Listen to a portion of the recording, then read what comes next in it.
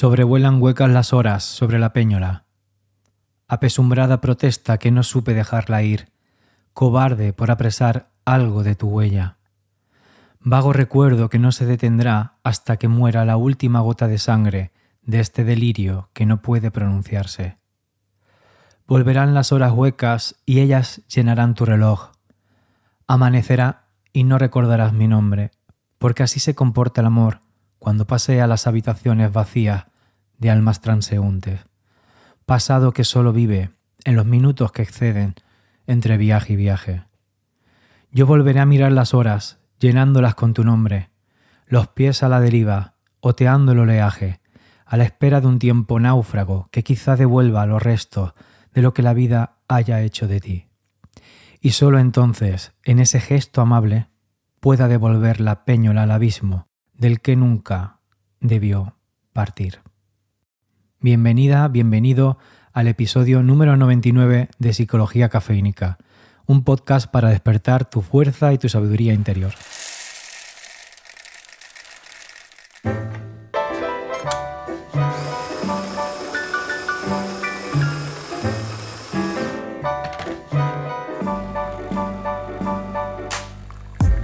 Te habla Fran Jodar, psicólogo cafeínico, humano antes que profesional, y en el episodio de hoy voy a hablarte acerca del trauma, la disociación y las cuestiones que tienen que ver con esta dificultad. Es una petición directa que recibí por parte de una persona que escucha el podcast, que me escribió a mi correo electrónico y que me pedía que hablase de esta dificultad, de este fenómeno, así que espero que sea de utilidad. Yo te agradezco si eres una persona que ya me sigue desde hace tiempo el hecho de estar aquí, ser fiel a una cita más, a un café más en esta cafetería virtual, que es este encuentro entre tú y yo, esta conversación de café entre conocidos, viejos conocidos. Y si eres una persona que ya me sigue desde hace ya tiempo, pues me gustaría que te sumases a esta comunidad, que te unieses y formases parte de esta comunidad que cada vez tengo más en estima.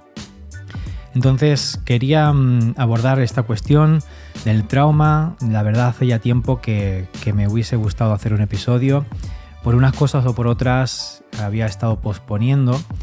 Y a raíz de esta petición directa de esta persona suscriptora de Psicología Cafeínica, pues me he animado a hablarte y contarte un poco más del podcast. Te recuerdo que como viene siendo costumbre desde hace algunos episodios, las notas de este episodio las vas a poder tener en tu bandeja de entrada de correo electrónico si te has suscrito a mi newsletter o, dicho en castellano, a mi lista de correo, cuyo enlace tienes en la descripción del podcast, en el episodio más abajo. Y te enviaré las notas que yo he hecho como resumen, como esquema de cuestiones que quería hablar. Y espero que te sean de utilidad. Las he sacado sobre todo del libro de Van der Kolk sobre el trauma, El cuerpo lleva la cuenta, una famosa lectura que tiene que ver con el trauma. Así que todo lo que vas a escuchar en el episodio de hoy está directamente sacado, resumido, quizá formulado con otras palabras en este libro. Y te recomiendo que pues, te hagas con un ejemplar o que lo curioses, porque bueno, quizá es un libro que tiene principalmente como una lectura más técnica, más profesional. Ciertamente puede resultar un poco denso para personas que no estén habituadas al campo de la psicología. Pero bueno, para consulta y demás, muchas veces pues, es una lectura que puede venir bien para cualquier persona. Entonces dejaré en la descripción del podcast un enlace al libro por si lo quieres comprar. Será un enlace de afiliado, lo que quiere decir es que para ti no tiene ningún coste adicional, pero a mí me ayudas, si compras desde ese enlace, me ayudas con una pequeñísima aportación a través de Amazon que me da y que destina como premio, como recompensa por haber recomendado la compra a través de ese link. Así que espero que te sea de tu interés.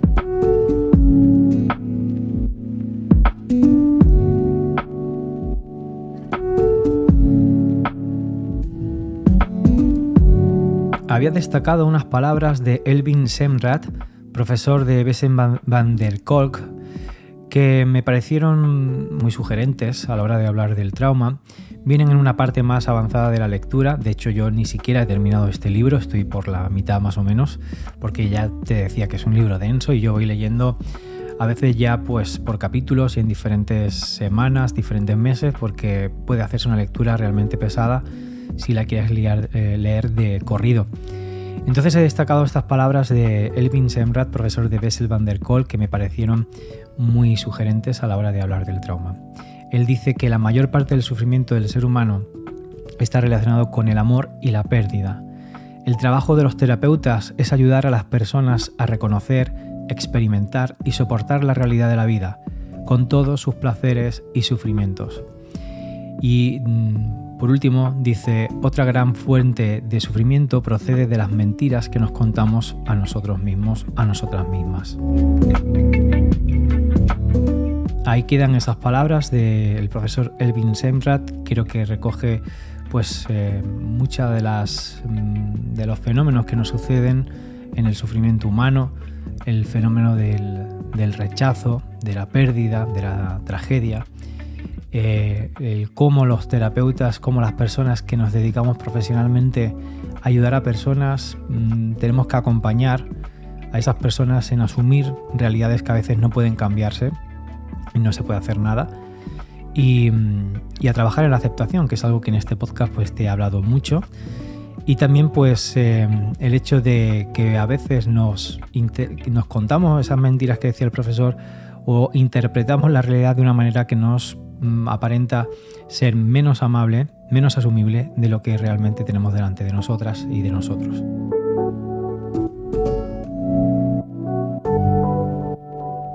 Yo inevitablemente cuando he hablado del trauma siempre me acuerdo de las palabras de Paco Duque, un psicólogo que he mencionado mucho a lo largo de los contenidos que hago, tanto para el podcast como para el canal de YouTube. De hecho, en el canal de YouTube tenéis una entrevista a Paco Duque, profesional maravilloso, humanista y un profesional diferente donde los haya por su manera de entender la terapia, la psicología y este fabuloso mundo de ayudar a los demás desde un aspecto humano de conexión emocional y afectiva con la persona.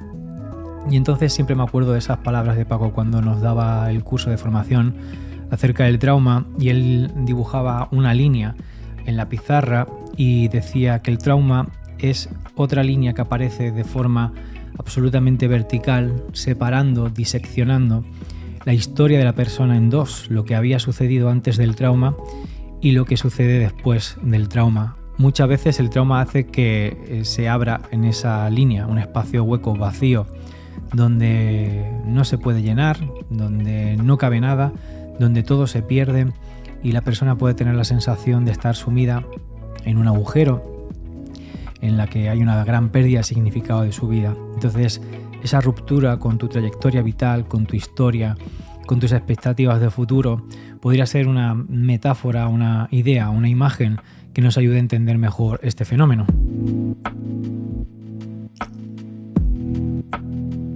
Desde un punto de vista más técnico, podríamos decir que el trauma es esa huella que deja una experiencia en la mente, en el cerebro, en tu cuerpo.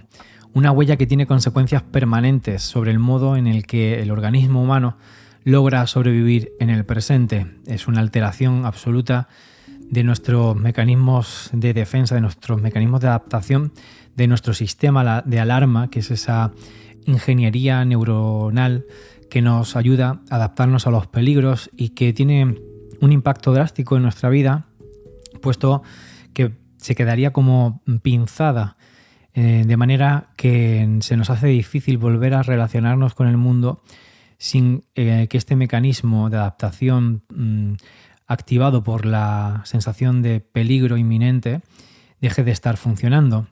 Esto hace que cambie no solamente cómo pensamos, sino también en qué pensamos. Y el trauma es un agujero negro que lo absorbe todo, absorbe toda tu energía, todos tus pensamientos, todos tus sentimientos, todas tus sensaciones. Desde cómo va a ser tu día, en qué te vas a enfocar, a qué le vas a dedicar tiempo y energía, las personas que rodean tu vida, tus planes, tus objetivos, etc., ¿no? Cambia, como dice Bessel van der Kolk, la propia capacidad de pensar. Y una de las cosas más características de la existencia de trauma es que las respuestas físicas y hormonales hacen que el cuerpo esté hipervigilante, preparado para ser atacado, para ser vulnerado, para ser puesto en una situación de emergencia en cualquier momento.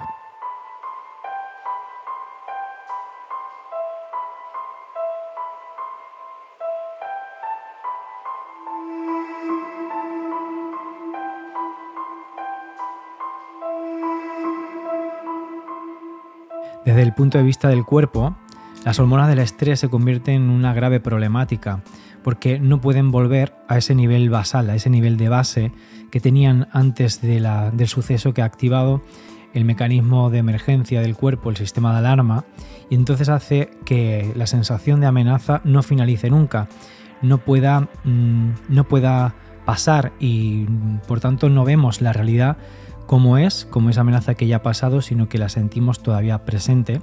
Así que los niveles hormonales de las hormonas del estrés no pueden equilibrarse al modo anterior en el que estaban establecidos. Las hormonas del estrés lo que hacen en el cuerpo es inyectar una sensación, unas señales de lucha, huida o paralización. Son unas respuestas totalmente instintivas e inconscientes que se activan a pesar de nuestra voluntad y que hace que estemos en ese modo automático, en ese piloto automático de querer o bien escapar o bien estar bloqueadas porque no sabemos cómo afrontar esa amenaza, o en algunos casos pues podría ser la situación de querer enfrentar un peligro que no existe.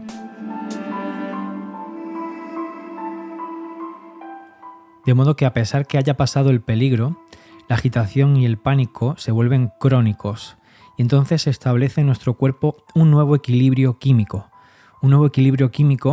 que le da la vuelta al estado hormonal en el que nos encontramos, y estar hiperalerta, estar hiperactivados, hiperactivadas se convierte en el nuevo nivel basal, en el nuevo equilibrio que tiene el cuerpo.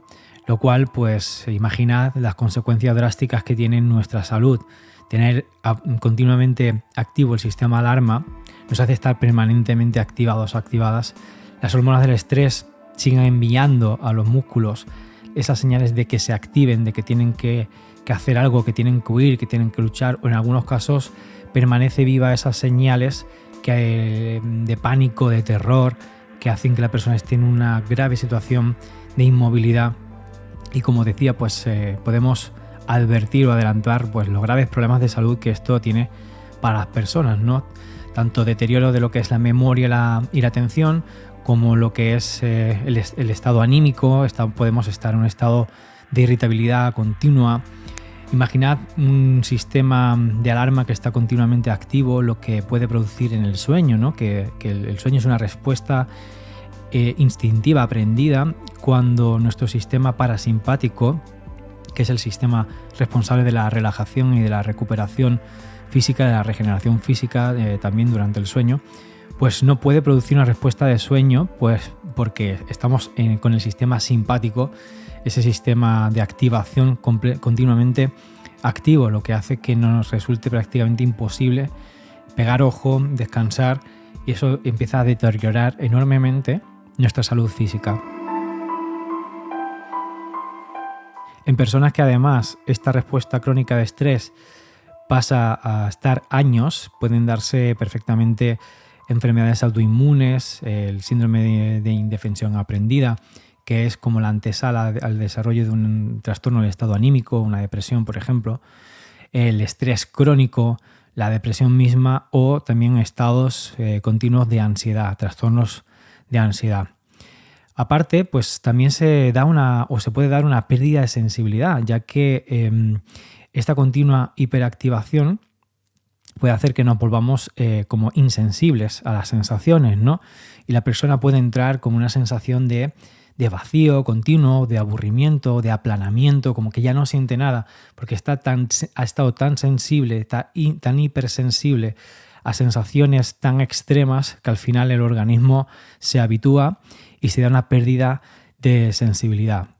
Y curiosamente en el libro también se habla de un concepto que ya había hablado Freud el siglo pasado, de la compulsión de repetir, donde parece ser que las personas regresan a esas conductas traumáticas o a esos eventos traumáticos como de forma paradójica buscan estar cerca de algo que les recuerda lo que han sufrido, incluso a personas que se parecen a las personas que les han hecho sufrir, como una búsqueda de refugio en algo que les es familiar.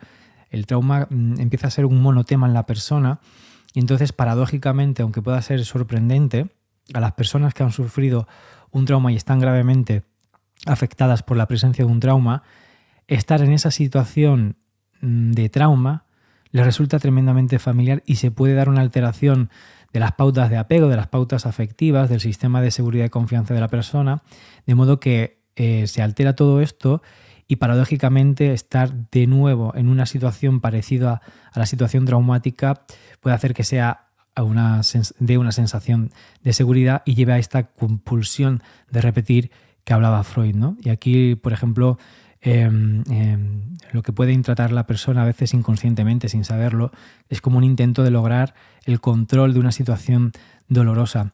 Yo me acuerdo de la lectura maravillosa, desgarradora en las tripas y en la moral del ser humano de James Rhodes, el famoso pianista y también activista por los derechos de los niños, de la infancia, de las niñas, en la que contaba su propio relato de supervivencia a los abusos sexuales graves que sufrió en su infancia por parte de su profesor de boxeo. Y él hablaba que en la adolescencia y en la edad adulta incluso buscaba esas situaciones de abuso en otras personas. Y aquí es donde podemos ver en historias similares esa compulsión de repetir que hablaba Freud como un intento quizá de controlar una situación tremendamente dolorosa del pasado frente a la que no pudimos hacer nada. Lo cual pues añade evidentemente más dolor y odio sobre la propia víctima, ¿no?, de los abusos.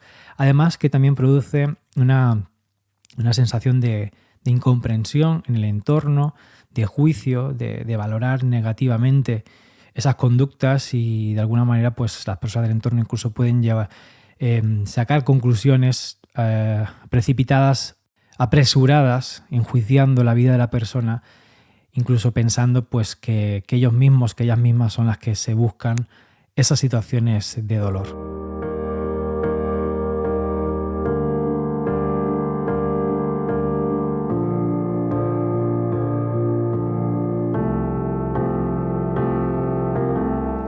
Si hiciésemos un escáner cerebral a estas personas, veríamos que en su cerebro existe un menor riego sanguíneo del lóbulo frontal izquierdo.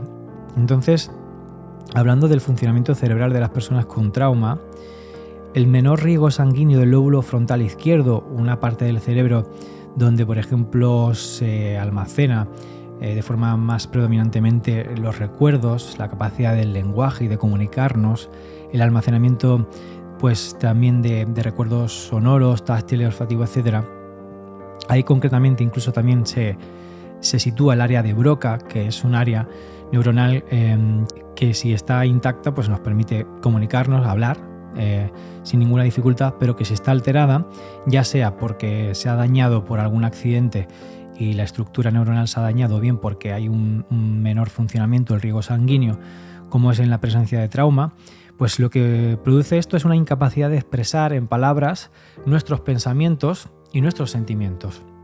De modo que la persona se da este fenómeno de que aunque quiera contar lo que le ha sucedido, no puede expresarlo, no puede articular palabras, se queda como muda, se bloquea y siente esta paralización que le hace querer huir de ese estado que le genera una absoluta sensación de pérdida de control y le sume en un estado de incertidumbre, de no saber lo que le está sucediendo y por tanto tiene el deseo de escapar, ¿no? y de no hablar más, de no hablar más, de no relatar más, de no explicar lo que le ha sucedido. Esto explica por qué muchas personas cuando recientemente le ha sucedido el evento traumático no lo cuentan, no lo expresan, no son capaces de articular palabra.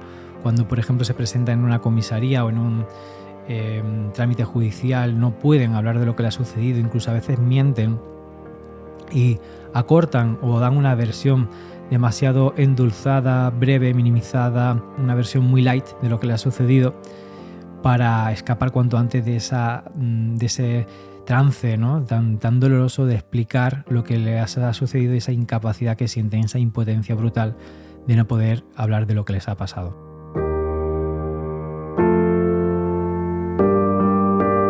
Además, lo que también sucede es que en el cerebro derecho hay una mayor activación, pero una activación además desproporcionadamente más elevada de lo que del riego sanguíneo, de la actividad que podría haber en el cerebro izquierdo, lo que hace que la persona reaccionase o que reaccione como si el acontecimiento estuviera sucediendo en el presente. El cerebro derecho se piensa que está implicado en funciones creativas, que tiene que ver con la imaginación, con la recreación en nuestra mente de eventos, y entonces todas las estructuras neuronales que están en esa parte derecha del hemisferio nos darían esa capacidad de recreación de situaciones en nuestra mente, de modo que nos parece que están sucediendo en el presente.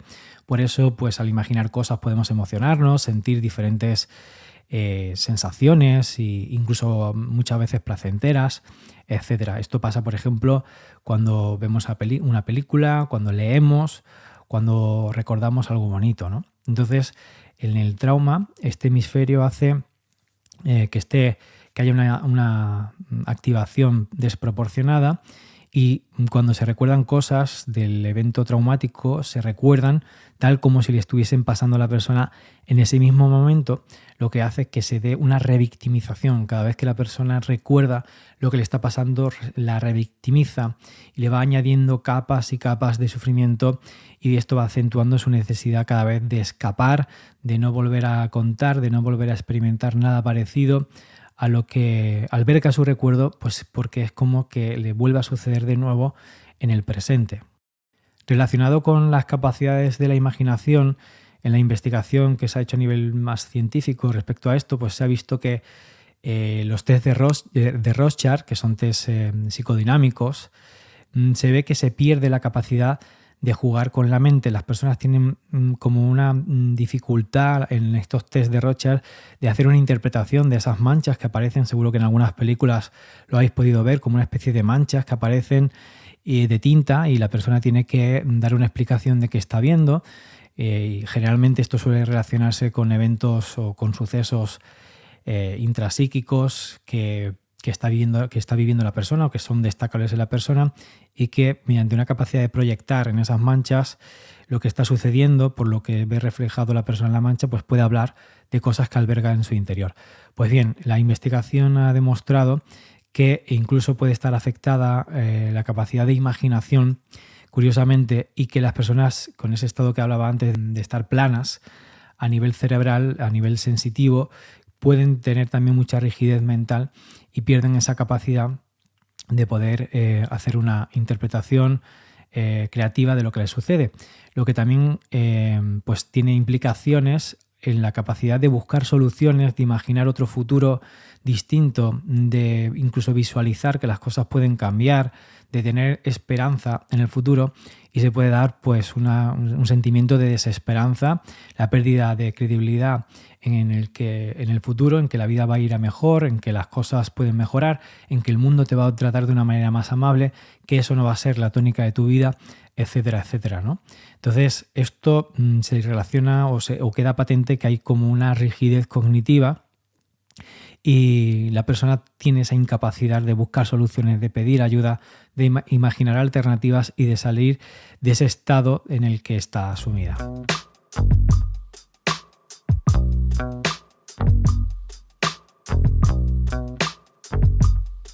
También se ha visto a nivel físico que las personas con trauma tienen como una rigidez también física, tienen como respuestas más descoordinadas, movimientos más torpes y poco naturales, y es como que tienen movimientos estereotipados, como laxos, como si esa persona no tuviera vida. Y esto se debe, pues, entre otras cosas, a esta rigidez que existe en el cerebro delante del impacto que ha habido a nivel neuropsicológico en nuestro organismo principal, ¿no? Para ayudarnos a movernos por la vida, que es nuestro cerebro. Los flashbacks, además, también son un fenómeno muy habitual cuando hay presencia de trauma.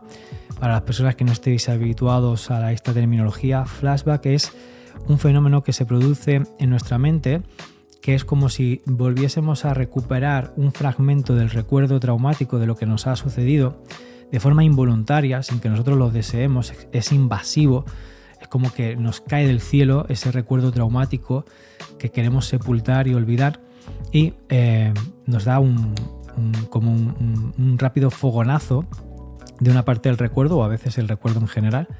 A veces puede ser una sensación, algo olfativo, gustativo, un sonido, una imagen, y hacen que además pues se agrave, ¿no?, la sensación de malestar y la recuperación misma del trauma, porque los flashbacks hacen que la persona viva con esa sensación de estar atrapada en el recuerdo traumático, en su trauma, en el evento doloroso, y la sensación de mejora pues a veces se puede entorpecer. Dice Bessel van der Kolk en el libro que el acontecimiento traumático en sí, aunque horrendo, tiene un inicio, una parte central y un final, pero los flashbacks pueden ser incluso peores. Nunca sabes cuándo te van a saltar de nuevo y no tienes forma de saber cuándo acabarán.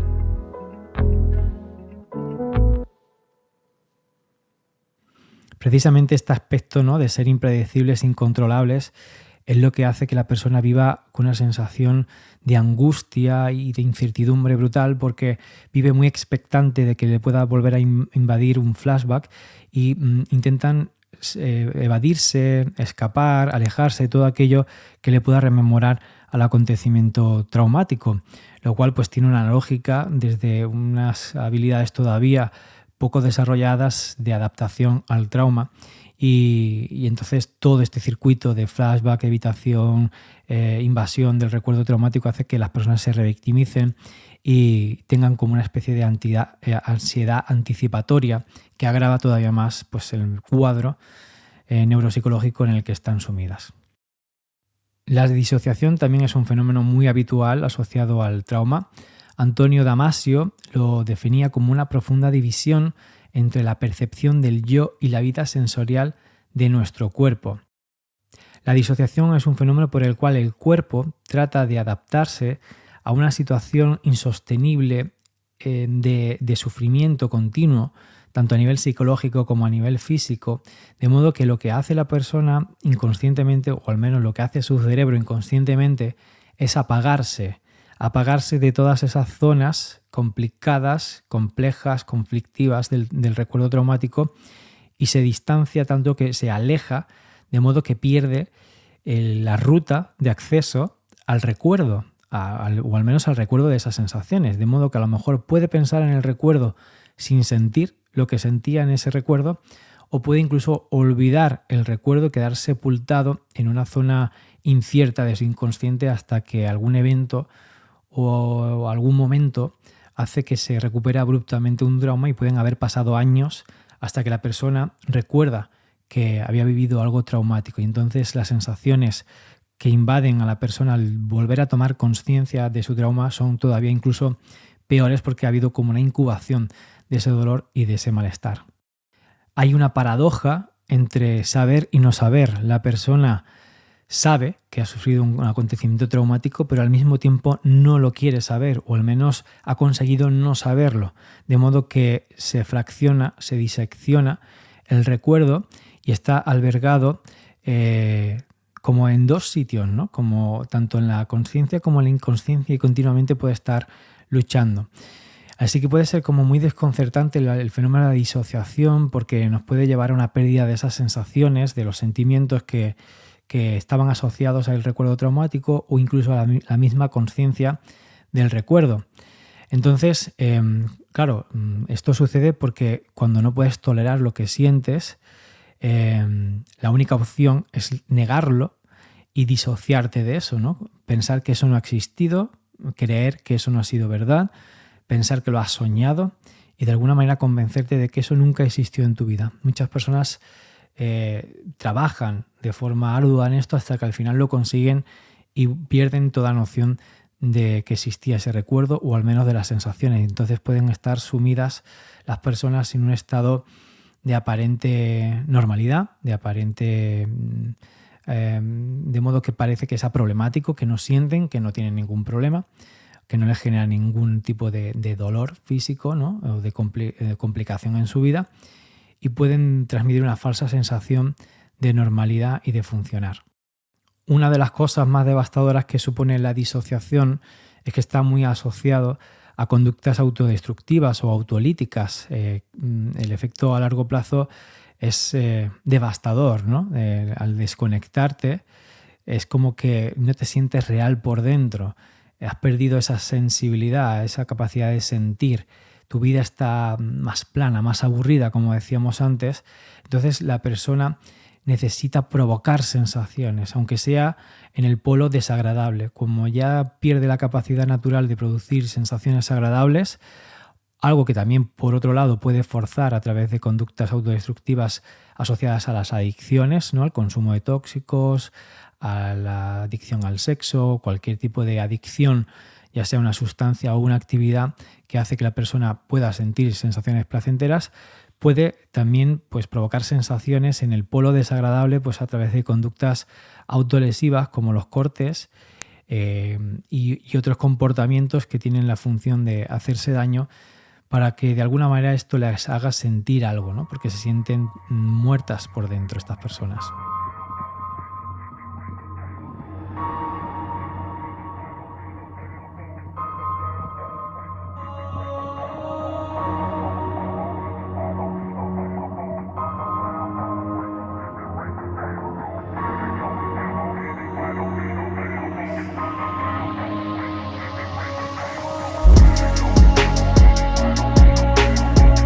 Al final lo que sucede es que hay una grave alteración de la autoconciencia, ¿no? De la conciencia que tenemos sobre nosotras y nosotros mismos cuando estamos padeciendo un trauma. Al final lo que sucede es que hay una alteración de la autoconciencia. Se ha visto que el cerebro, cuando no está haciendo nada en concreto, cuando no está pendiente o está haciendo una actividad de forma proactiva, voluntaria, lo que está haciendo el cerebro es prestar atención a sí mismo, ¿no? Al cuerpo. Se está activando la autoconciencia, o sea que el estado por defecto en el que está el cerebro cuando no está haciendo nada es prestar atención a lo que hay en nuestro interior para tener una conciencia completa de lo que es el yo, para tener una percepción de un yo integrado. En una investigación que se refleja en el libro del cuerpo lleva la cuenta de Bessel van der Kolk, se descubrió a través de escáneres cerebrales a 18 pacientes que presentaban trastornos de estrés postraumático de forma crónica, que tenían pues, evidentemente traumas graves, que habían vivido en primera infancia, cuando en esos años tan vulnerables.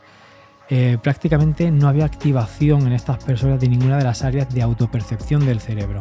Es decir, el cerebro no estaba recibiendo la información que provenía de su sistema perceptivo a nivel interior, por tanto no estaba integrando esa información en una percepción completa e íntegra de lo que te está sucediendo interiormente. Y concretamente una de las estructuras neuronales que estaban alteradas era tanto el cíngulo anterior, la corteza prefrontal medial, la corteza parietal y la ínsula. Estructuras neuronales que, si te suena chino, pues que sepas que son estructuras que están implicadas en la percepción de lo que nos está sucediendo, ¿no? Tanto dentro como fuera. Pues estas áreas estaban absolutamente no iluminadas, ¿vale? Estaban prácticamente sin riego sanguíneo. La única área que mostraba una ligera activación era la área del cíngulo posterior, que es la responsable de la orientación espacial básica, es decir, que estas personas apenas a duras penas podían orientarse en el medio y a veces también con dificultad. Los pacientes, ahora Bessel van der Kolk, habían como aprendido a desconectar esas áreas del cerebro que transmiten los sentimientos viscerales y las emociones que acompañan y definen el terror, esos cimientos de nuestra autoconsciencia, de la percepción de quién somos, estaban completamente alterados, de modo que la persona pues estaba sumida en una falta de conciencia sobre sí misma, y las implicaciones que tiene esto son evidentes, ¿no? En cuanto a la estructura de personalidad. Aquí por eso la despersonalización Es uno de los fenómenos disociativos más frecuentes, ¿no? Que no puedes integrar información sobre ti mismo, sobre ti misma, entonces tienes una sensación de irrealidad, como que no estás dentro de tu cuerpo, como si estuvieses fuera, ¿no? Otro fenómeno muy frecuente que puede concurrir con la existencia de trauma suelen ser las alteraciones que hay en la conducta alimentaria y también adicciones. ¿Y por qué suele concurrir el trauma con alteraciones de la conducta alimentaria y las adicciones? Pues bien, porque cuando tenemos una conexión cómoda con nuestras sensaciones interiores, con nuestro cuerpo, con lo que nos sucede interiormente, desarrollamos una confianza, una seguridad en nosotras y en nosotros mismos. Sentimos que tenemos el control de nuestro cuerpo, que tenemos el control de nuestros sentimientos, que en definitiva tenemos el control de nuestro yo. Sin embargo, una persona traumatizada lo que siente crónicamente es inseguridad dentro de su cuerpo. El pasado está vivo en forma de incomodidad interior constante. Su cuerpo se ve continuamente bombardeado por señales de alarma viscerales, y en un intento de controlar estos procesos suelen volverse expertos en ignorar estos instintos sin adormecer la conciencia de lo que está pasando en su interior. Es decir, que aprenden, como dice Bessel van der Kolk, a esconderse de sí mismo. Entonces, el precio de ignorar y distorsionar los mensajes del cuerpo es ser incapaz de detectar qué realmente es peligroso o dañino para nosotros y qué es seguro o fortalecedor. La autorregulación depende de mantener una relación cordial con nuestro cuerpo. Sin ella, sin esa autorregulación, tenemos que depender de la regulación exterior, de la medicación, del consumo de drogas como el alcohol, la reafirmación constante o el cumplimiento compulsivo de los deseos de los demás, el control de la alimentación, todo lo que implique el control de la opinión externa, la validación de las demás personas, el controlar tu imagen para verte de manera más exitosa, etcétera, etcétera. De modo que esa pérdida de control sobre el cuerpo, sobre las sensaciones de seguridad y confianza básica que se produce por la conexión interior, al querer huir de todo lo que hay dentro porque nos resulta insoportable, perdemos seguridad, confianza y a veces pues, estas personas tienen una marcada tendencia a recuperar la sensación de control involucrándose en pautas obsesivas, controladoras a través de la conducta alimenticia, de la imagen, de la validación social, del sexo compulsivo y promiscuo con personas para sentirse validadas y aceptadas y seguras, o incluso pues, el consumo de drogas pues, para producir esa sensación de aplacamiento, de estar en un estado agradable, adormecido, y de esta manera sentir por momentos una mayor seguridad interior, confianza y conexión. En casos también extremos se puede dar el fenómeno de la alexitimia. La alexitimia es un término griego que significa no poder poner palabras a los sentimientos, no poder identificar el significado de tus sensaciones físicas.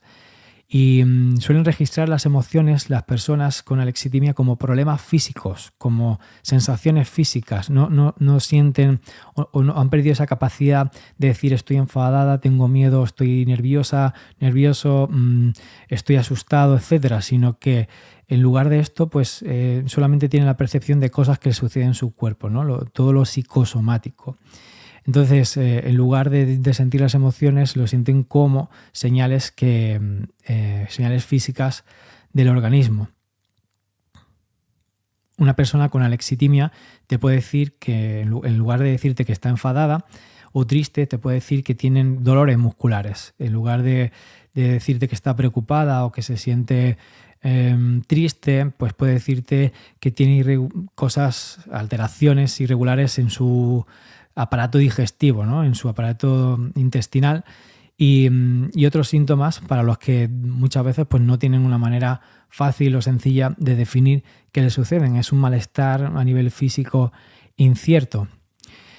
El no ser capaz de discernir lo que te sucede en el cuerpo hace perder también pues, la conexión con qué es lo que necesitas, qué es lo que realmente te vendría bien para mejorar, ¿no? Para resolver ese conflicto interior. Entonces a estas personas les cuesta cuidar de sí mismas Por ejemplo, pueden tener la dificultad de saber cuánta cantidad de comida pueden o deben comer para estar satisfechas, cuántas horas necesitan dormir, etcétera, etcétera, porque pierden una percepción, esa percepción directa de sus necesidades, de sus sensaciones físicas asociadas a fenómenos que están viviendo, a emociones, a sentimientos y a esos pensamientos que etiquetan y te hacen ser capaz de saber qué te está pasando.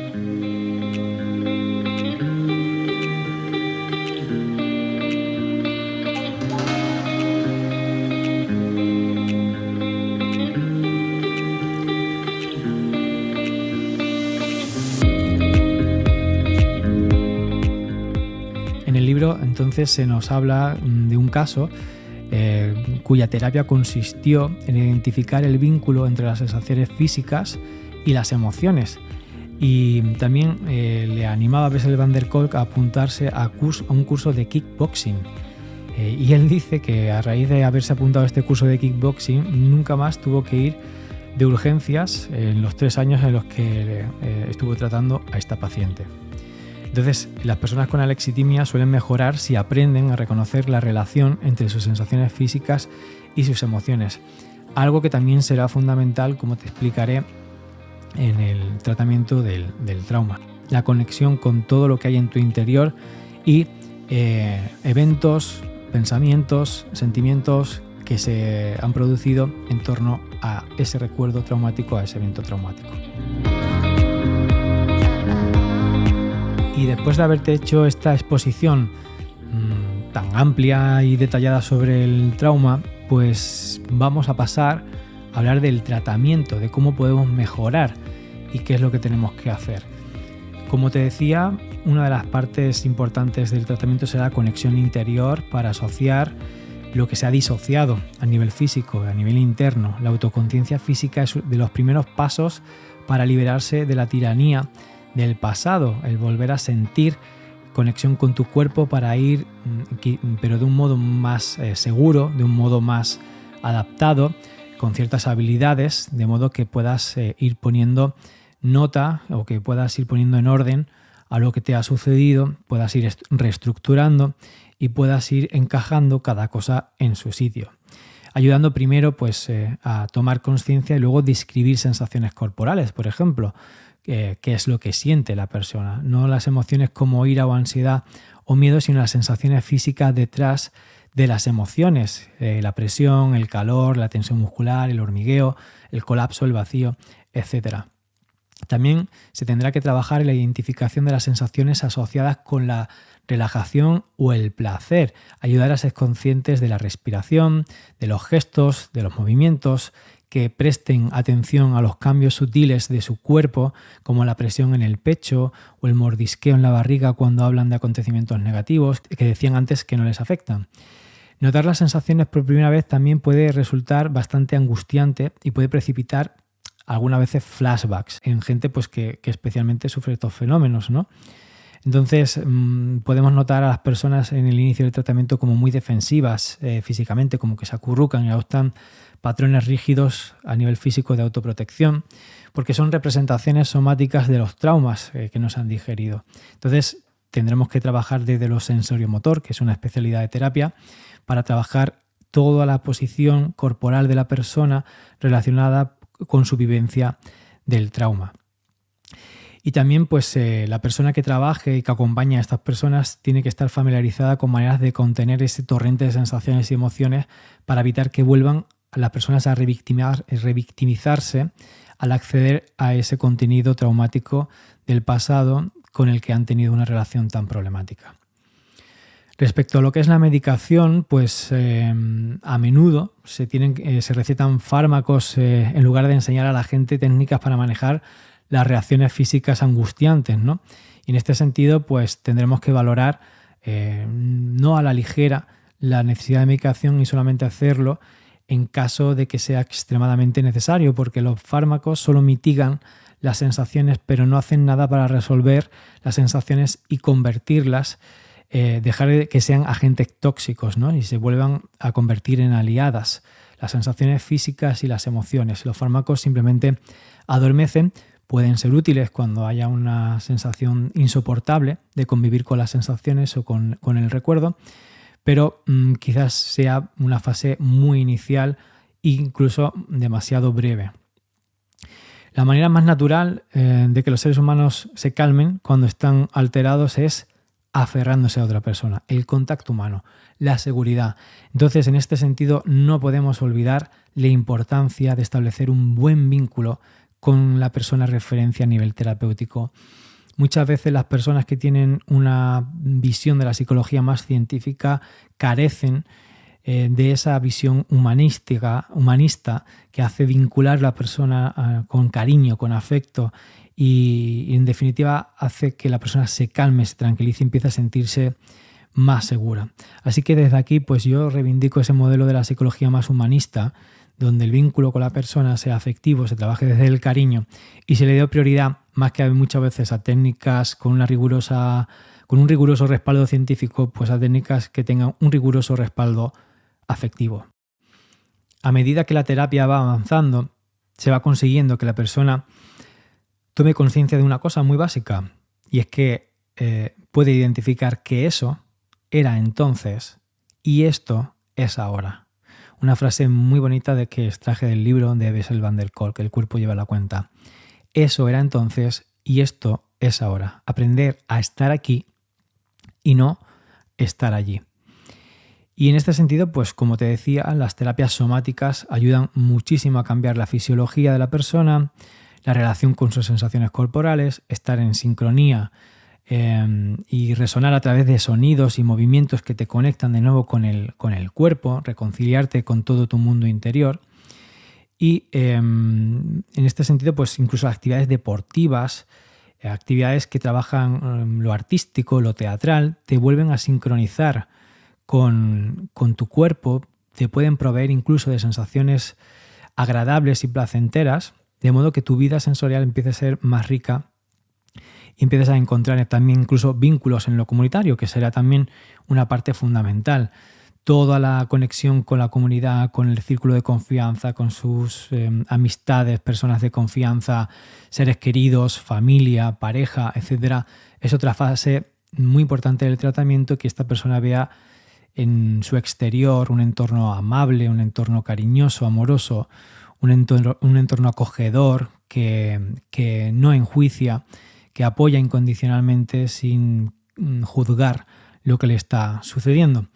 Entonces, he resumido en gran parte, a grandes rasgos, lo que es la terapia en este tipo de situaciones. También cabe hablar de las terapias de EMDR y todas esas terapias que trabajan lo neuropsicológico, las conexiones sinápticas del trauma, cómo se va haciendo un reprocesamiento del trauma con otra activación cerebral, de modo que vayan mitigando todas esas sensaciones del sistema de alarma, que se vayan reduciendo esos patrones hormonales de hormonas del estrés, que hace que la persona esté en un estado de hiperactivación y de alerta y pueda conseguir que el sistema parasimpático empiece a estar más presente, regenerando, haciendo que la persona se recupere físicamente y que pueda obtener descanso.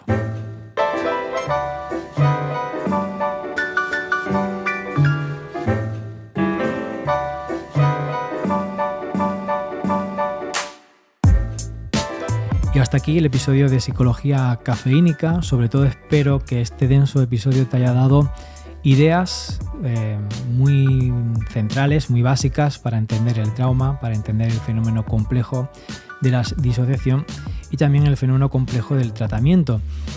Que más que sea un fenómeno complejo, lo que creo que es conveniente es dar con la persona indicada, una persona que esté formada en trauma, desde el modelo del trauma, que utilice terapias alternativas a las convencionales o más clásicas, que vendría a ser la cognitivo-conductual, y estas terapias más alternativas, pues no alternativas, pero sí más modernas o más actualizadas, tienen que ver con la formación en trauma, la teoría del apego, el reprocesamiento de recuerdos traumáticos a través del cuerpo, terapias sensoriomotoras y un poco pues lo que te he hablado anteriormente. Así que deseo y espero que encuentres algún profesional de referencia que te puedan ayudar en este acompañamiento, o a la persona que conozcas que le esté sucediendo esto, que le puedan echar un cable.